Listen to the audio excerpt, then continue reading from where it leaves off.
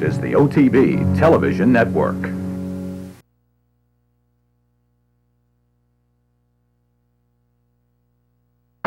moving for the spread.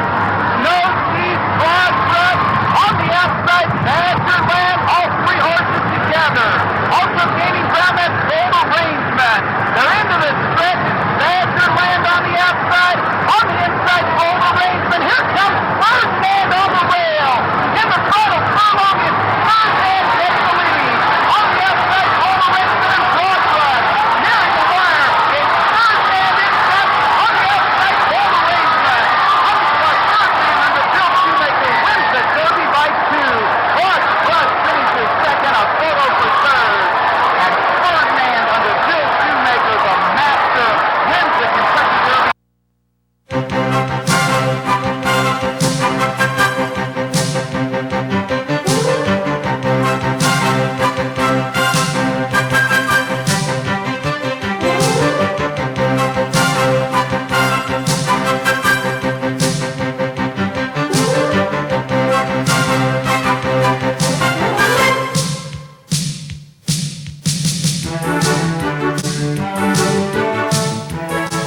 Good morning, everyone, and welcome to Down the Stretch. I'm Mark CUSANO. Happy Kentucky Derby Day. On this morning's program, we'll take you up until around 10 o'clock. Remember, first post on Derby Day at Churchill coming up in 90 minutes. On this morning's show, Pletcher and Rapoli pull the plug on Uncle Mo. We'll review a pair of stakes on the Friday card, the Kentucky Oaks as well as the La Troyenne. We will welcome Churchill Downs Superintendent Butch Lair, and we'll find out from Butch, you know, we haven't had a decent racetrack for the Kentucky Derby in 3 years. What's the forecast for later this afternoon? I'll take a look at the field for the 137th Run for the Roses, give you my selections as well as taking a look at a couple of other races. And going to one of the internal breaks, we'll take a look at a piece of Kentucky Derby history. So all of that and more if you stay with me for this, our May 7th edition of the program, which is being sponsored by Parting Glass Racing, and you can visit them on the web at partingglassracing.com, by Whitehall Stable, and you can visit Whitehall Stable on the web at whitehallstable.com, as well as Bloodlines Racing, and you can see them at bloodlinesracing.com. Again, good morning. Happy Kentucky Derby Day. It's America's greatest race, and we've got to hope for some decent weather later on in Louisville, and again, we'll find out in a few moments from Butch Lair what the forecast is. But the big pre-Kentucky Derby story, Uncle Mo, last year's champion 2-year-old colt and one of the morning line favorites for today's Kentucky Derby, was scratched from the race officially on Friday morning. Trainer Todd Pletcher and owner Mike Rapoli, who arrived at the decision 24 hours earlier, made it official on Friday that Uncle Mo, who has been battling intestinal problems, would not compete in America's greatest race. Now, the decision certainly makes perfect sense. I mean, if the colt isn't right, you don't run him. He has very, very little chance in his current condition. According to Pletcher, Uncle Mo lost some weight, his appetite is not what it should be, and his coat is a bit dull. He appeared to be a lot better when he was on the medication, but as he was being weaned off whatever medication they were giving him, he went in the wrong direction. So the decision makes perfect sense, but the timeline of events is a little bit unusual. They entered Uncle Mo on Wednesday, and following the post-position draw Wednesday evening, this was about, somewhere between 5:35 and 5:45 Wednesday evening. Jay Privman on the Versus telecast, which was live of the Kentucky Derby draw, simply asked Todd Pletcher, is Uncle Mo healthy? That was the simple question he asked. And Pletcher's response was yes. Now, is it possible that Uncle Mo went downhill very quickly from Wednesday evening until Thursday morning when the decision was made? Yes, it's possible. Is it likely? Probably not. Uncle Mo is out indefinitely, so we hope that he'll recover from this still somewhat unknown illness, and we'll see him later this summer at Saratoga. Now, also out is Toby's Corner, the upset winner of the Wood Memorial. He was declared on Tuesday morning by his trainer, Graham Motion, after coming up lame in a left hind leg. And ironically, Toby's Corner became the third straight Wood Memorial winner not to make the Kentucky Derby, following I Want Revenge and Escandrea. All right, some sad news this morning. Nancy Alberts, who owned, bred, and trained the 2002 Preakness runner-up Magic Whistler, died on Tuesday evening at Georgetown Medical Center. The 65-year-old Alberts, who was a guest on this program several times during that magical run in 2002, had suffered a stroke in mid-April. Magic Whistler was quite a story, winning multiple stakes, placing in the Preakness, and I believe the Haskell as well, and earning nearly $900,000. Nancy Alberts was named Maryland's Trainer of the Year in 2002. And Devil May Care, one of the top 3-year-old fillies of 2010, was euthanized on Wednesday due to cancer, and you do not see that all that often in racehorses. Devil May Care won the Mother Goose and the Coaching Club American Oaks at 3 a year after having won the Frizette. Devil May Care, who finished 10th in last year's Kentucky Derby, earned nearly $725,000. All right, Friday, Oaks Day, in front of a terrific crowd of better than 110,000. But the Oaks not immune to late defections. It was missing its likely favorite, Our Heat Lightning, who, according to Todd Pletcher, had heat in a knee and was slightly off on Monday. Our Heat Lightning had been very impressive in her last 2 starts, the Devona Dale and the Gulfstream Oaks.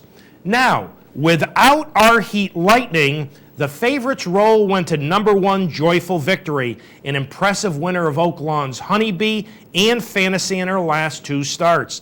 She would finish a somewhat non-threatening 4th as Plum Pretty, second on the outside at the top of your screen in the purple silks, would sit a perfect, comfortable stalking trip under Martine Garcia. She would take over from the leader's summer soiree around the far turn. Then she would have just enough left to hold off a solid late run from St. John's River and Rosie Napravnik to win the Oaks by a diminishing head. Zazu, who had handled Plum pretty easily in both the Santa Ynez and the Las Virgenes, was third. So the much improved Plum Pretty, trained by Bob Baffert for the Peachtree Stable, she was coming off a smashing 25-length romp in the Sunland Park Oaks. She continues to show improvement as she defeated a solid group in the now $1 million Kentucky Oaks. St. John's River, who had drawn the extreme outside post, broke outwardly at the start, put Rosie Napravnik in a difficult situation. But Rosie did a great job. She got the filly to the fence from the far outside post, saved ground all the way, simply ran out of real estate late, but she ran big, 1:49.50 for the Oaks, and again, better than 110,000 on Oaks Day. Now, Plum Pretty paid a pretty good price in the Kentucky Oaks, and we've got a quick look at the Kentucky Oaks Kentucky Derby Daily Doubles, and folks, these are $1 payouts. The favorite double, as expected, with number 8 dialed in, and again, please realize these are $1 payouts. The second smallest double with number 19 Nero at $85.20 for $1. The third favorite double with number 15 Midnight Interlude, and that would be a Baffert Oaks Derby double at $95.50. I guess somewhat surprisingly to me, the fourth lowest payout is Arch. And the reason I say somewhat surprisingly is because she drew the inside post. But there's a look at the Oaks Derby double payoffs, $1 with number 12, Plum Pretty. So I hope you are alive. Fine Friday card yesterday at Churchill, with race number 6 being the La Troyenne for fillies and mares. And it featured a rematch of last year's Breeders' Cup Ladies Classic between Unrivaled Belle and Blind Luck. Whereas last November, Unrivaled Belle got the best of her rival, Friday belonged to Blind Luck. Last at the top of your screen. And despite stumbling badly at the break, I mean, she went to her nose at the break, Blind Luck would rally strongly to outgame Unrivaled Belle and win the La Troyenne by a half length. Now, this was the first victory in the last 6 races for Blind Luck, last year's champion 3-year-old filly. She had finished second in each of her last 5 starts. And it's not like the early pace in here was blistering. They went to half in 48.54. Now, they did pick it up in the third quarter. They went 3 quarters in 111.88. And with a final 2.5 furlongs in 31.05 and a final 16th in 6.35, Blind Luck would rally under Garrett Gomez to run her record to 10 victories and 7 seconds in 19 career starts. And this filly cost nothing at the sales. What a wonderful job that Jerry Hollendorfer, whom many, including myself, think will get into racing's Hall of Fame this year. In fact, it's going to be announced next week.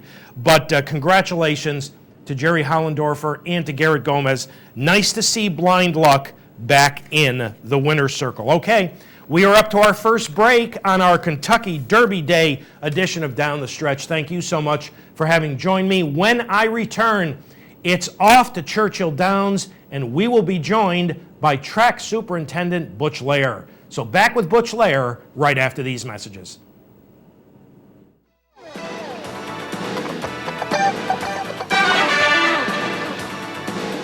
This is the OTB Television Network. What's better than picking the winner? How about owning the winner? With Saratoga's original racing partnership, Parting Glass Racing. Our partnerships are surprisingly affordable, offering minimum risk, maximum purchasing power, and the unparalleled expertise of a superior management team. A team of proven winners. Join Saratoga's original racing partnership. Call 877-RACE-WIN. That's 877-722-3946. Or visit partingglassracing.com. Whether your horse runs like a champion or an also-ran, it takes money to own a thoroughbred. Bloodlines Racing brings owners together, spreading out the costs and risks associated with being a player in the sport of kings. Bloodlines breeds and races horses with elite pedigrees for a better chance to produce stakes horses, champion horses, world-class horses. At Bloodlines Racing Partnerships, we're about quality, not quantity, and you can be too. For more information, visit bloodlinesracing.com.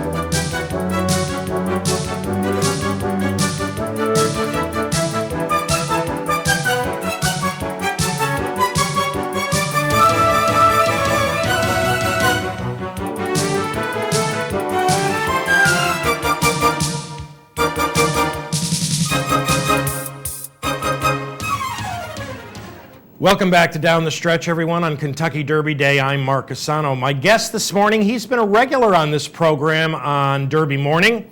I'm hoping he gets along a little better with Mother Nature this year than in the past 2 years. He is the Vice President and the Track Superintendent at Churchill Downs, joining us live via telephone from Louisville, Mr. Butch Lair. Butch, Mark CUSANO welcoming you back to Down the Stretch. Good morning. Butch, what are the current conditions like at Churchill Downs?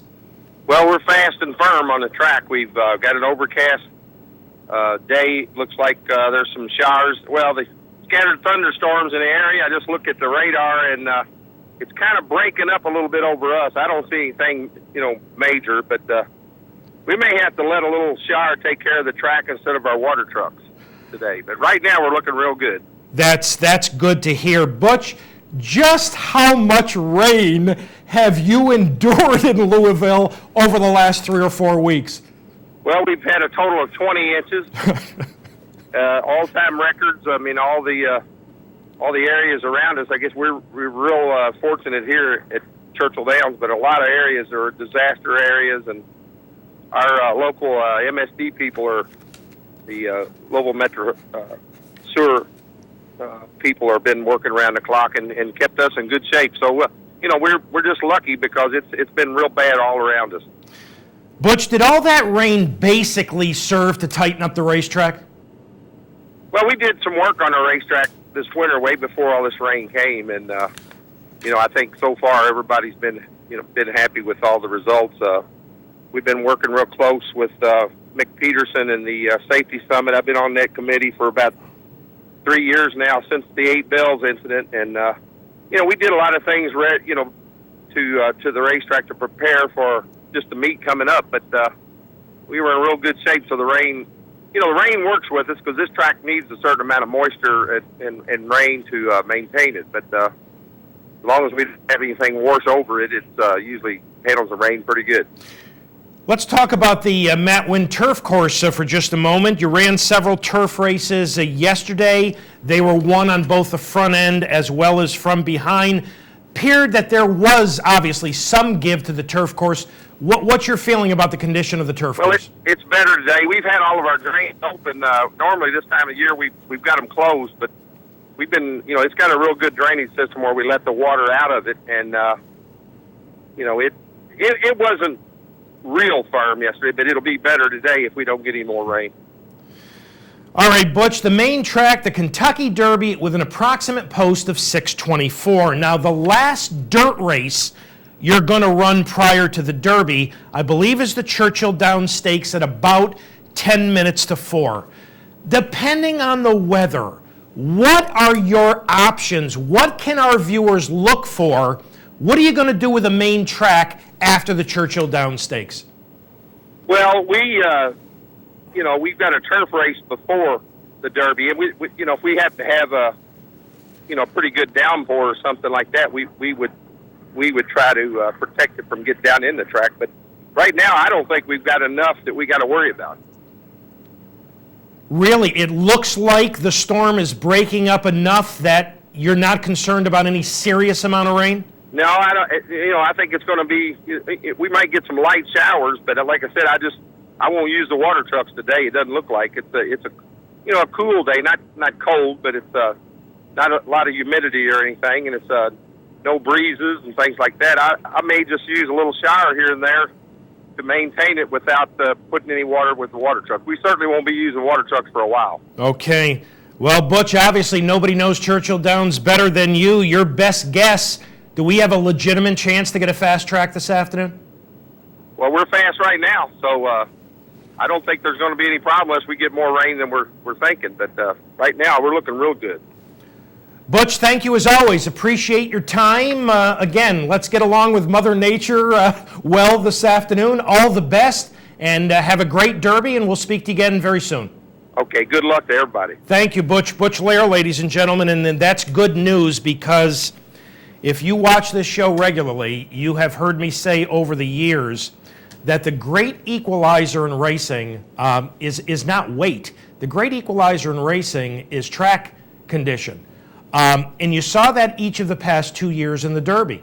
when they ran it over very, very wet racetracks. And both those Derby winners didn't come back to win another race. So it's difficult enough to handicap a 19-horse field going 1.25 miles on the first Saturday in May under good conditions. So we don't want any more of that slop. All right, thanks to Butch. And a reminder that this morning's program is being sponsored by Bloodlines Racing. You can visit them on the web at bloodlinesracing.com or give them a call at 802-436-2159. And we are up to our final break on this Kentucky Derby Day edition of the program. When I return, I will take a look at a little bit of recent history in the Kentucky Derby. What has the betting looked like over the last several years? Then I'll take a look at the field, horse by horse, for the 137th Derby, give you my selections, and we'll also take a look at the race leading into the Derby, the Woodford Reserve, and the race coming out of the Derby. So all of that coming up after the break. As we go to this break, you are going to see, I guess, arguably the greatest performance in Kentucky Derby history. So enjoy that going to the break, and I'll be back with a look at this afternoon's 137th Derby right after these messages. And they're off for the lead. On the inside, that's Angle Light for the lead. On the outside, Shecky Green, Royal and Regal. Then on the rail, it's Restless Jet, followed by Our Native. Up on the outside is Gold Bag. They're by the stands for the first time. Shecky Green is showing the way by a length and a half. Royal and Regal now being moved to the inside, looking for room. Gold Bag is up on the outside. Then on the rail, it's Angle Light, followed by Sham, Our Native, Restless Jet. It's My Gallant, then Forgo. On the outside, Navajo, followed by Secretariat, Warbucks, and finally Twice a Prince. They're moving on the turn. The leader is Shecky Green, leading by 2.5 lengths. Gold Bag is second by a head.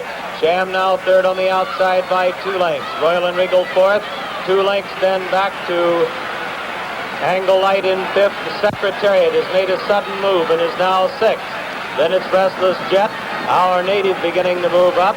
Navajo, Forgo, and Warbucks beginning to move up, followed by My Gallant and Twice a Prince. They're into the turn and bunching for the lead with Shecky Green, still the leader by a half a length. On the outside and challenging is Sham, and he's now got a head in front. Now Shecky Green responds to the challenge, and those two are heads apart. Royal and Regal is third and holding on. Gold Bag drops back. Secretariat is fourth and moving up on the outside and is now third and moving at the leaders as they come for the head of the stretch. They're at the head of the stretch and Sham is the leader. He leads it by a length. Secretariat is in the center of the racetrack and driving. Shecky Green now drops back. Coming on a bit is Forgo, Our Native on the outside. Now and they're in the stretch. It's Secretariat. Secretariat on the outside to take the lead. Sham holding in second. It's Secretariat moving away. He has it by 2.5.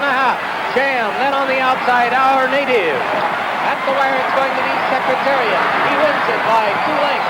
Sham is second. Our Native third by a neck. Forgo is fourth. Restless Jet is fifth. And it looked like Navajo might have gotten up for sixth. This is the OTB Television Network. What's better than picking the winner? How about owning the winner? With Saratoga's original racing partnership, Parting Glass Racing. Our partnerships are surprisingly affordable, offering minimum risk, maximum purchasing power, and the unparalleled expertise of a superior management team. A team of proven winners. Join Saratoga's original racing partnership. Call 877-RACE-WIN. That's 877-722-3946. Or visit partingglassracing.com. Whether your horse runs like a champion or an also-ran, it takes money to own a thoroughbred. Bloodlines Racing brings owners together, spreading out the costs and risks associated with being a player in the sport of kings. Bloodlines breeds and races horses with elite pedigrees for a better chance to produce stakes horses, champion horses, world-class horses. At Bloodlines Racing Partnerships, we're about quality, not quantity, and you can be too. For more information, visit bloodlinesracing.com.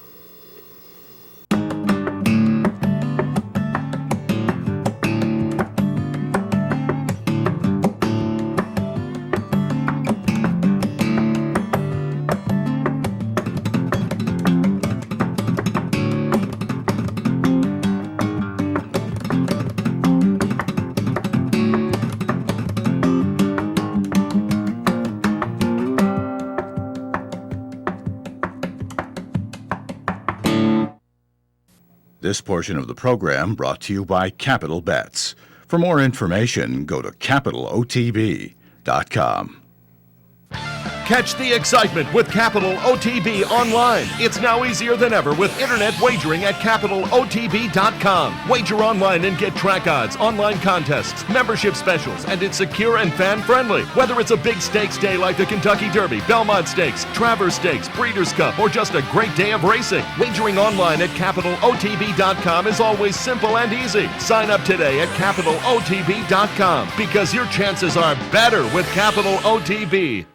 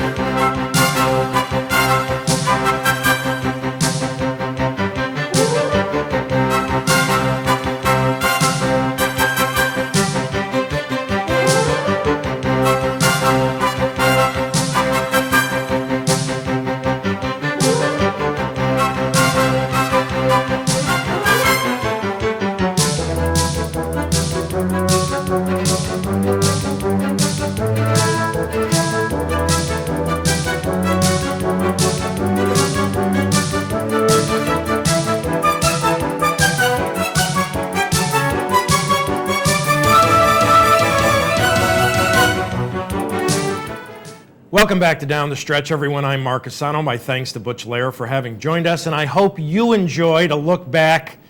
And I called it arguably the greatest performance in Kentucky Derby history. I can't imagine a better one. Remember, Secretariat had come off a very poor third in the Wood Memorial. There were questions about his soundness. They said that he was standing in buckets of ice the week before the Derby and wouldn't even run. Plus, he was a son of Bold Ruler. How could he get 1.25 miles? And all he did was run every quarter mile faster than the previous one, which racehorses cannot do going 1.25 miles on dirt. So I hope you enjoyed looking back at the '73 Derby. Other than baby races, 2-year-old races filled with first-time starters, the Kentucky Derby is the most difficult race every year to price. I mean, people tend to be very critical of the line maker, and in this case at Churchill, it's Mike Battaglia, but it is a very, very difficult race to price.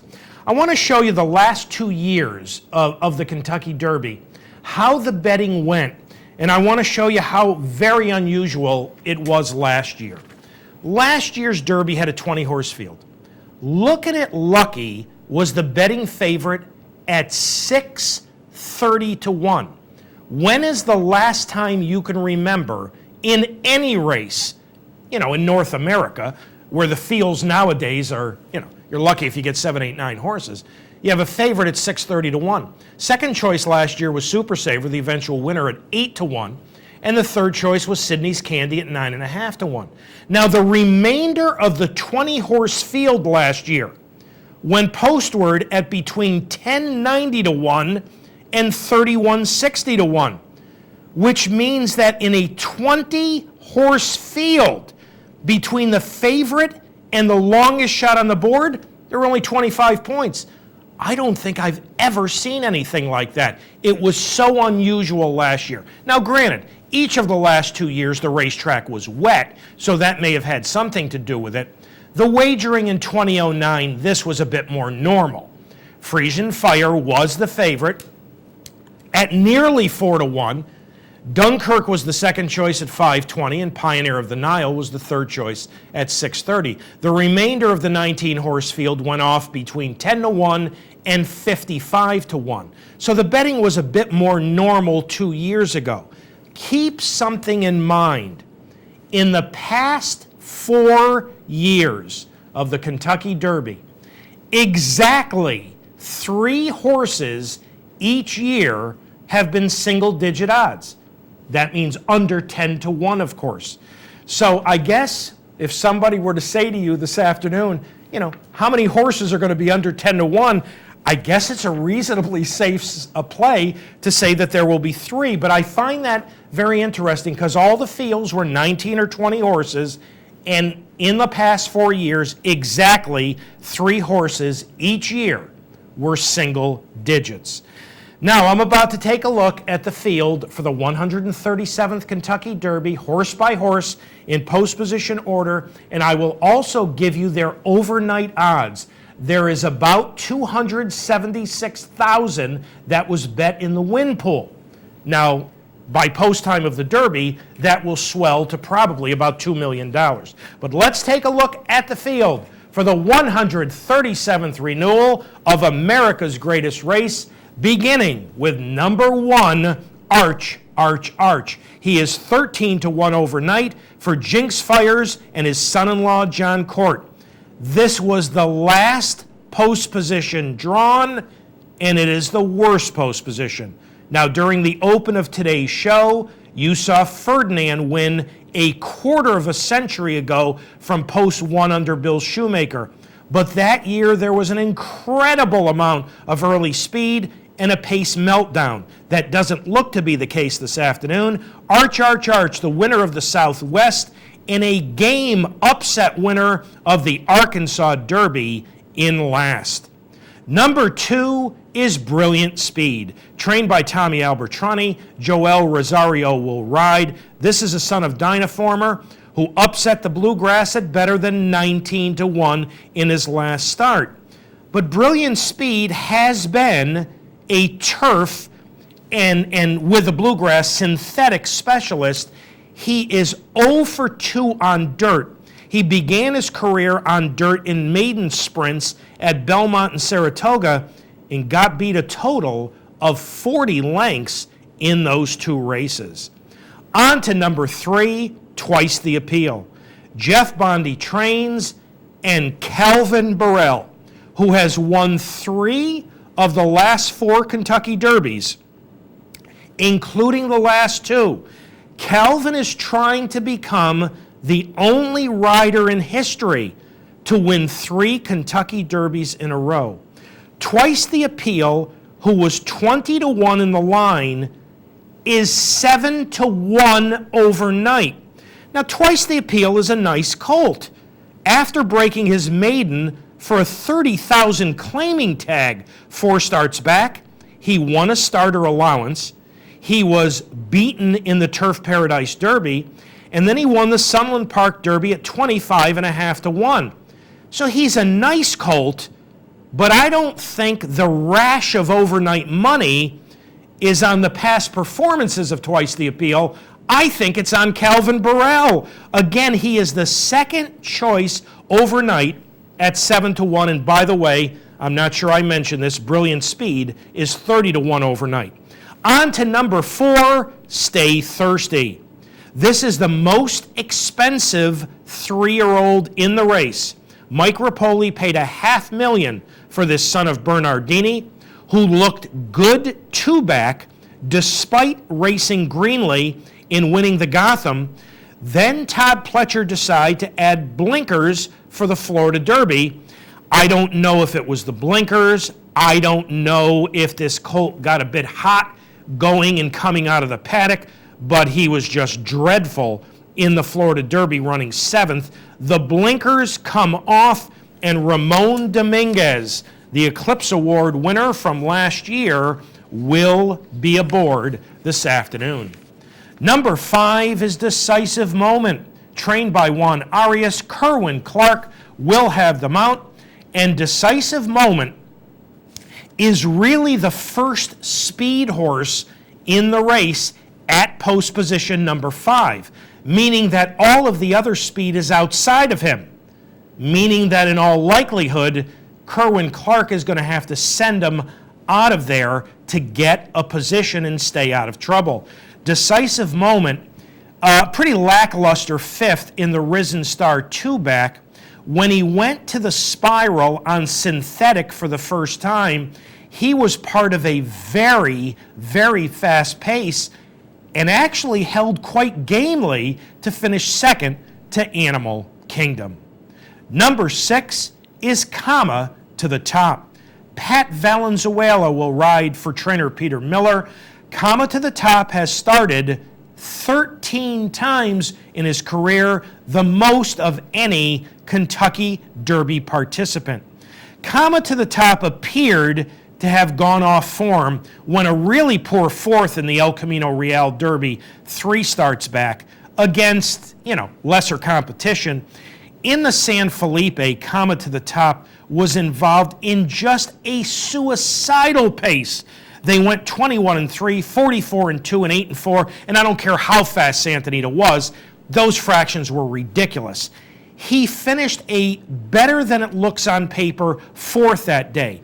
In the Santa Anita Derby, in his last start, he was able to control the pace, 47-1, 11-2, and ran very well to finish just ahead behind Midnight Interlude. Now, interestingly, prior to the Santa Anita Derby, Peter Miller declared Comma to the Top from the Kentucky Derby, said, I don't think he can get 1.25 miles, so we're not really looking at the Kentucky Derby.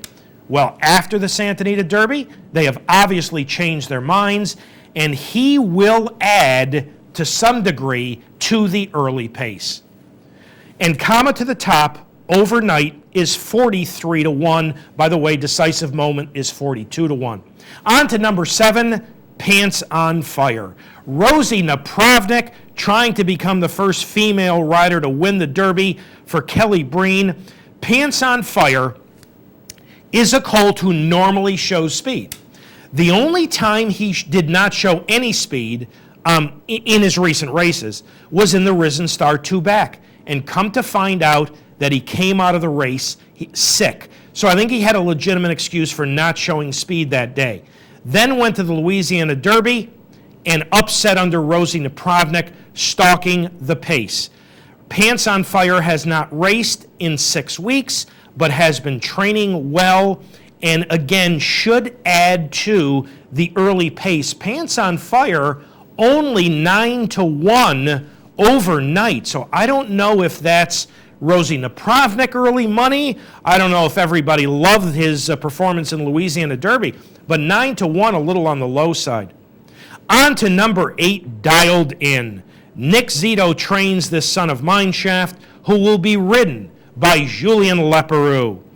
Dialed In broke his maiden in his debut, sprinting at Churchill Downs. He overcame a great deal that day in winning. And in Florida, when Nick Zito had to go to Plan B on several occasions, Dialed In won the Holy Bull, a race he was not even nominated for. Good thing they accepted late nominations. Then he was beaten, shockingly, to some at 1-5 against Equestrio, who, by the way, ran pretty well yesterday. Dialed In got the pace he needed in his most recent effort in the Florida Derby and came from well back to prevail by a head over, Shackelford. Dialed In overnight, as expected, is the favorite, but he is not a short price favorite. He is 4.5-1 overnight. Number 9 is Derby Kitten, one of 2 from Mike Maker. Javier Castellano will ride. Derby Kitten got into the Kentucky Derby by upsetting the Lexington on synthetic.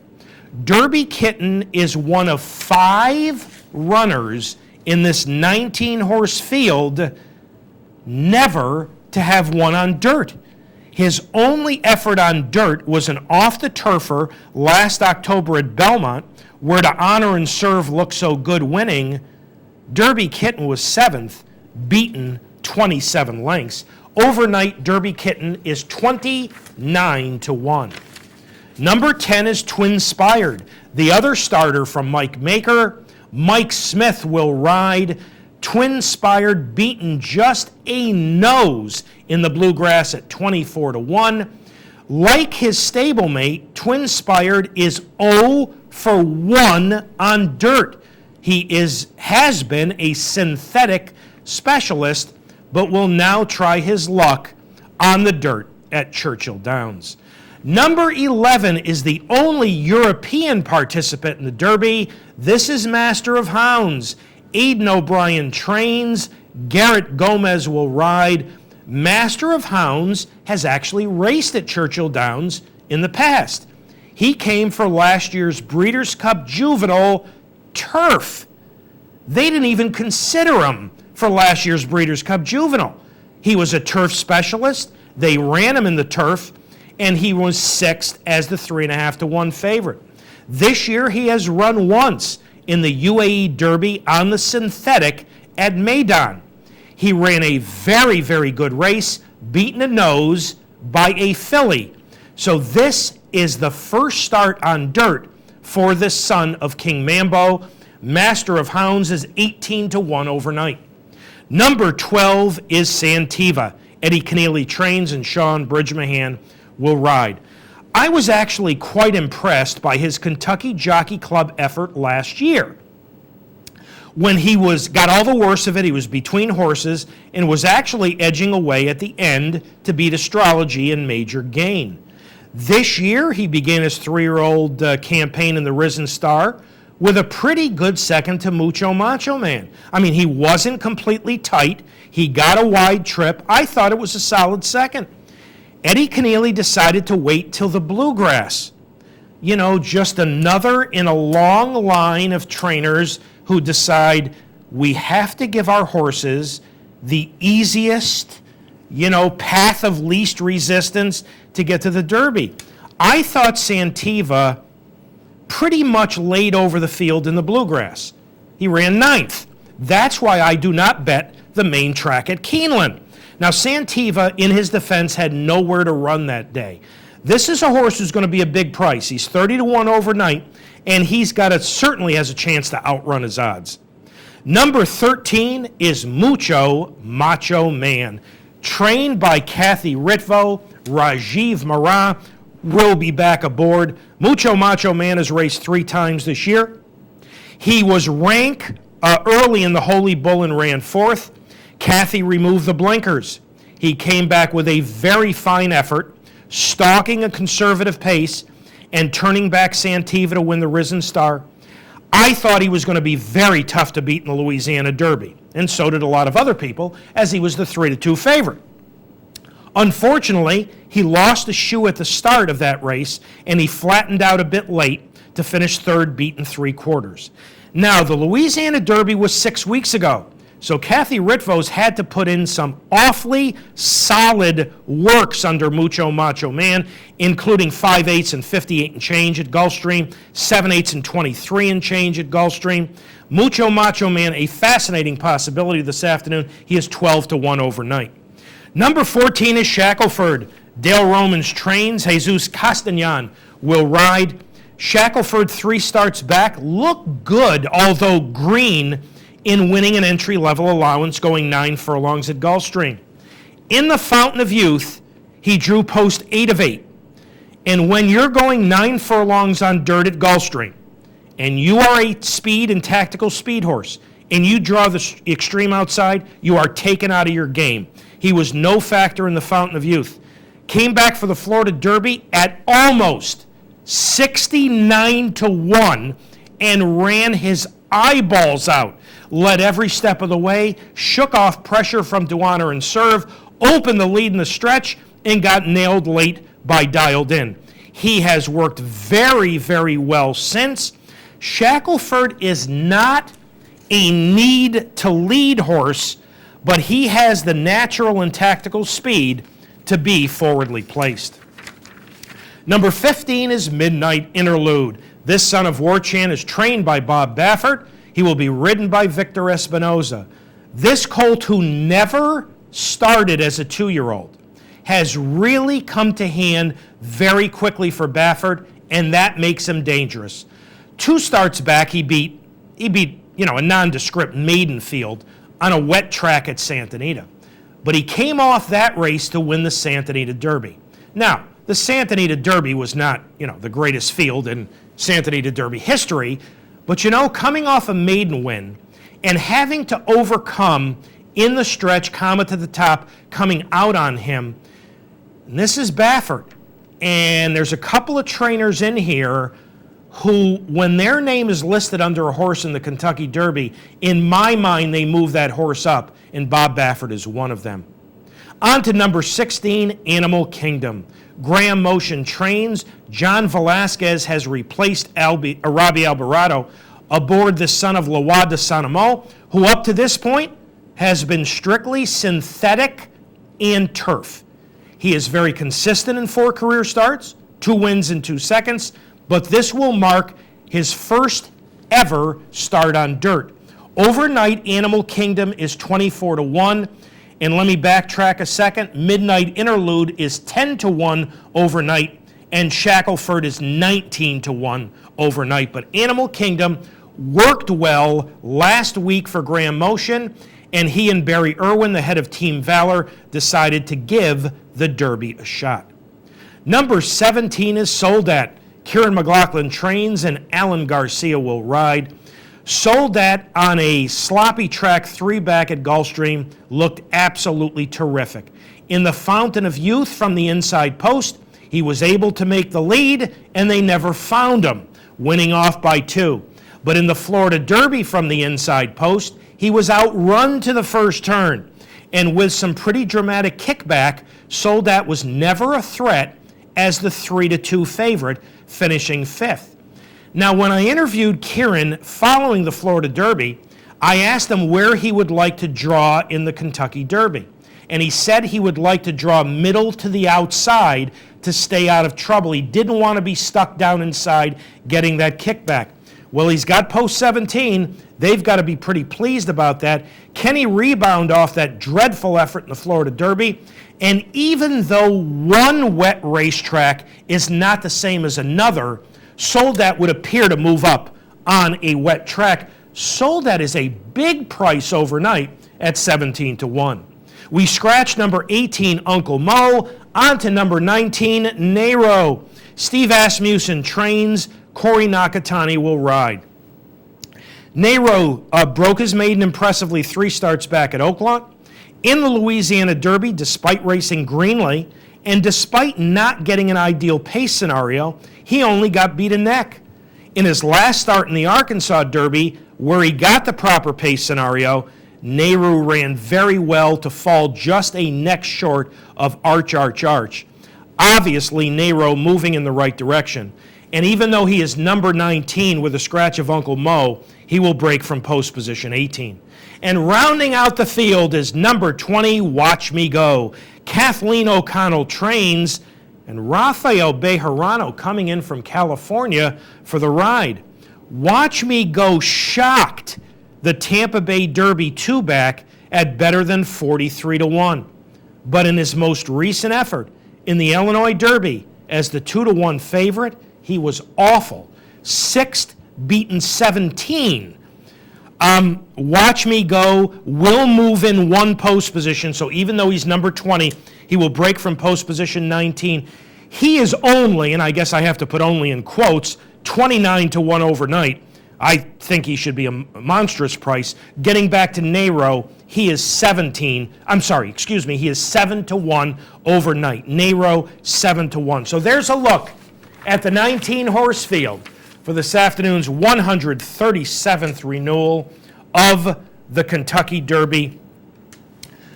When this colt broke his maiden last November at Churchill Downs, I immediately, off, a rather slow maiden win at 6.5 furlongs, I immediately had him number 5 on my list of top Derby prospects. When he came back and won the Holy Bull, when he wasn't even nominated for the race, he became my number 1 Kentucky Derby prospect on February 1st. I have not changed my mind. I think his development has gone along according to the plan that Nick Zito has laid out for him. I think Dialed In has done what he has done in Florida with Nick, and he told you this in an interview I did with him. Nick was so worried about this horse peaking too early. And I know that sounds unusual for such a lightly raced horse, but that's the way Nick Zito thinks. He's looking ahead to the first Saturday in May. So this horse has accomplished, let's face it, legitimate things. He got the pace he needed in the Holy Bull, and he ran him down. He got the pace he needed in the Florida Derby, and he ran him down. You might be sitting there saying, yeah, but Mark, he got perfect trips and perfect pace scenarios. And I wouldn't necessarily disagree with you, except Gulfstream Park is about the last track in the country where you would want a deep come-from-the-clouds closer. That's not the MO of that racetrack. But Dialed In was able to overcome his lack of experience because he's got quite a bit of talent. And when he got his pace scenario, he ran well. And again, he did it without Nicky turning the screws. Time to turn the screws. This is what Nick Zito looks for. I mentioned earlier, there are 2 trainers in the Kentucky Derby. Only 2, who when I see their names, their horses automatically move up. Baffert's one, and Zito's the other. Now, Dialed In will come from far, far back. He's going to need a pace. I think there's going to be enough speed in here. That's not a concern for me. But when you're last or next to last or certainly toward the back of the pack, a lot has to break well for you. You're going to have to hit holes. Julian's going to have to make, who knows, 5, 6, 8 decisions during the race, and they're all going to have to be proper decisions, and Dialed In is going to have to respond to them. But I think this is a talented colt who will move forward today as Nick Zito turns the screws. So my top choice in the 137th Derby, and this should come as no surprise, I've had him number 1 since February 1st, is Dialed In. The horse who I think is the most dangerous, there's a number of horses in here who basically look similar on paper. But Nero is coming to the race the right way. I was impressed enough with him winning his maiden race 3-back that I gave him a chance to run underneath in the Louisiana Derby. I didn't think they would beat Mucho Macho Man that day, but I thought Nero could get underneath. And he ran very well. Again, he ran greenly and a bit erratically, but the pace wasn't ideal for a closer, and I was impressed with the race. Impressed enough that I thought he had a chance to win the Arkansas Derby at nearly 10-1. He got the pace that day, just came up a neck short. But this is a colt moving in the right direction. He's still green. He's still learning what the game is all about. But if he puts it all together today, he could be a major factor. The rest of the field, there are so many that have legitimate chances to run well. But my 2 choices for this afternoon's Kentucky Derby, Dialed In is my top choice. He's 4.5-1 overnight, and I think he's sitting on a big race, and Nero is my second choice. Now, folks, I do not bet a lot of combinations. So there's a couple of different ways to look at wagering in the Kentucky Derby. If you don't mind spreading out and betting small amounts of money on a lot of combinations, that's fine. But I don't have a strong opinion beneath those 2 horses. So I'm not going to spread out. If Dialed In is a square enough price, he's going to be a win bet, and maybe the exact is back and forth. That's it for me. I don't bet a lot of combinations. But there are other ways to use the Kentucky Derby. And looking at horizontal bets, basically looking at the race prior to the Derby and the race after the Derby, because there's a double going into the Derby, races 10 and 11, and a double coming out of the Derby, races 11 and 12. This is what I'll look at. The only concern I have is what the turf condition will be like. Because in the race prior to the Derby, the Woodford Reserve, the horses I like are all prices. And my top choice, number 8 doubles partner, I think is sitting on a very good race. The problem, or the potential problem I have with doubles partner is, he's run 6 turf races in his life. They have all come over firm or reasonably firm turf courses. So folks, I don't know how he's going to act on a less than firm course. So I'm hoping for as little rain as possible this afternoon, because I really think, now this is a major step up in class for doubles partner, but I really think he is sitting on a big effort this afternoon. Now the pace scenario changed a great deal in the Woodford Reserve with a scratch of number 1 Little Mike. And also, all of the also eligibles are scratched. But I think there is enough speed with Get Stormy that doubles partner can sit a trip under Julian, and I think he's got a chance to upset. Billy Mott's got a couple of horses in here. Number 4, Moriba, who looked very good in his United States debut 2-back at Gulfstream, winning a money allowance, optional claimer. Then he did the dirty work in last when flattening out a bit late to run third. If the race unfolds and the pace scenario is more to his liking, I think he can race well this afternoon. And Al Khali is a horse who I actually picked in last year's Breeders' Cup Turf. And he went well off form, but his last race at Keeneland showed some improvement. So he also has a chance to run well. But I like doubles partner in here. I like his 2 races this year. I like the way he's coming up to this race. And again, if he can handle, if it is less than firm, if he can handle it, I think he's going to run very well. So I'll use the double going into the Derby, of course, with Dialed In. Then coming out of the Derby, race number 12 is a non-winners 2 other than allowance at 7/8. And the favorite in here, or certainly the likely favorite, is number 9, Streakin' Mohican, who's 2-1 in the line. But I like number 4, DePrice. DePrice was actually scratched on April 3rd at Gulfstream, and I think he was scratched for this spot because he never missed a workout. He was working steadily. And there's enough speed in here to set up his late run under Jesus Castagnan. He's 6-1 in the line. Firm Resolve is a horse who has come back very, very nicely. Now he steps up in class, but he's never been better, and he's 12-1. So folks, if we can beat the favorite, Streakin' Mohican, with either DePrice or Firm Resolve, you know, there's value there. So again, I'm looking at horizontal wagers using the rolling double, race 10 into the Derby with Dialed In, and then Dialed In coming out of the Derby with DePrice in race number 12. So there's a look at how I'm going to look at wagering on those races. Very quickly before we leave you this morning, let's take a look at the important post times coming up in just about 30 minutes. First post at Churchill, and we'll get you to that feed in just a couple of minutes. First post at Belmont this afternoon will be 1 o'clock. Now the stakes races, the Twin Spires Turf Sprint, and it takes a lot for me to list the Turf Sprint, will be at 1:19. The Humana Distaff will be at 2:08. The Distaff Turf Mile at 2:59. The Bogey here in New York, and unfortunately Merrim has been retired.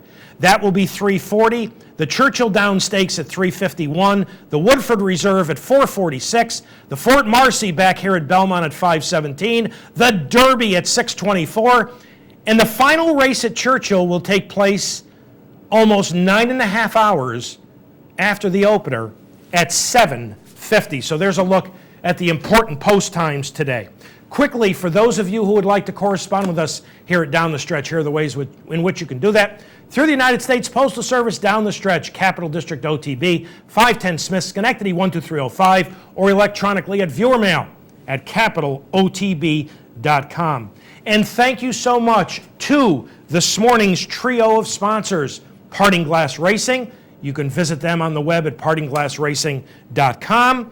Whitehall Stable, and you can visit Jim Pippo's site on the web at whitehallstable.com, as well as Bloodlines Racing in Vermont. You can visit them on the web at bloodlinesracing.com. Time to thank all the folks who helped get this Kentucky Derby Day edition of the show on the air. Pat Peretta directed and did a wonderful job on all of those individual horse pages. Thank you, Pat. Pete Persico, Dan Hayes, our associate producer, Julie Hoxie. Special thanks to this morning's guest, Butch Lair. And let's hope that Mother Nature cooperates for this wonderful day of racing. Ladies and gentlemen, as always, thank you so very much for having joined me this morning on Down the Stretch. Have a great Kentucky Derby Day. Enjoy all the racing from coast to coast here at Capitol. Have a wonderful upcoming week. Remember, we'll be back next week at our regular time of 10 o'clock. So from all of us here at Down the Stretch, have a great Derby Day, and we'll see you next week.